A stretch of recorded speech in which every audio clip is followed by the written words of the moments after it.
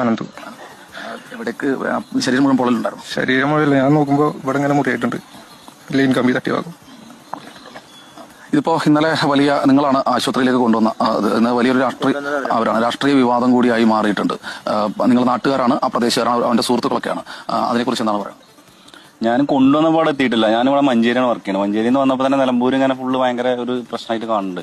ഈ മരണമൊക്കെ ഇങ്ങനെ രാഷ്ട്രീയപരമായിട്ട് എന്തിനാണ് വെറുതെ ഈ കുട്ടികൾ അതൊക്കെ അതിൻ്റെതായ ലെവലിൽ കണ്ടാൽ പോരെ. ഇന്നലെ റോട്ടിലൊക്കെ പട്ടിശോ ആരായാലും അങ്ങനെയൊന്നും ഒരിക്കലും ചെയ്യാൻ പാടില്ല. ഇത് നമുക്കല്ലേ പോയത്. അവരോരോരുത്തർ ചിരിച്ചാണ്ടൊക്കെയാണ് ഓരോ കാര്യങ്ങൾ ചെയ്യണത്. നമ്മളവിടെ ശരിക്കും കണ്ടതാ. ഇങ്ങനെ ചെയ്യാൻ പാടില്ല എന്തായാലും. നിങ്ങളുടെ നാട്ടിലെ ഒരു പ്രധാനപ്പെട്ട ഈ കുട്ടികളുടെ ഒരു ബാക്ക്ഗ്രൗണ്ട് എങ്ങനെയാണ്? പഠിക്കുന്ന കുട്ടികളാണ്? എങ്ങനെയാണ്? 10ാം ക്ലാസ്സിൽ പഠിക്കുന്ന പയ്യനാണ്. ഒരു ബാക്ക്ഗ്രൗണ്ട് എങ്ങനെയാണ്? പഠിക്കുന്ന കുട്ടികളാണ്? എങ്ങനെയാണ്? 10ാം ക്ലാസ്സിൽ പഠിക്കുന്ന പയ്യനാണ് ഇവൻ. പിന്നെ യദു എന്ന് പറയുന്ന ആള് എന്റെ പ്രായമുള്ള 25 വയസ്സുള്ള പയ്യനാണോ. PSC കോച്ചിങ് ഒക്കെ ആയിട്ട് അങ്ങനെ പോവാണ്. പിന്നെ കിച്ചു +2 കഴിഞ്ഞ് നിൽക്കുകയാണ്. നിലമ്പൂർ ഇപ്പോൾ ചികിത്സയിലുള്ള ആള്. പാവപ്പെട്ട കുടുംബവും